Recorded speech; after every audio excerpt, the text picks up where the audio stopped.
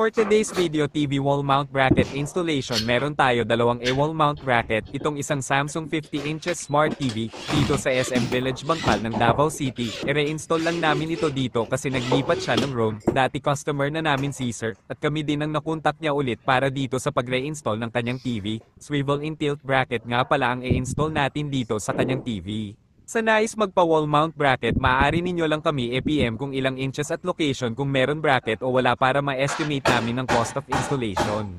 At ito naman ang pangalawang TV na wall mount namin dito sa Bago Ocero, Purok 3 Mintal ng Davao City. Ito ay isang Skyward 55 inches. Ang props sa kanyang wall ay plywood lang. Nag-suggest ako na palitan ang kanyang free na bracket kasi di pwede sa pang plywood kasi sobrang liit ang free ng bracket sa kanyang TV. Ang gusto ni ma'am, angat lang ng kaunti sa kanyang speaker ang TV kasi sa ibaba niya ilagay ang speaker. After ko ma-install ang kanyang TV, super satisfied naman sila ma'am sa serbisyo ko.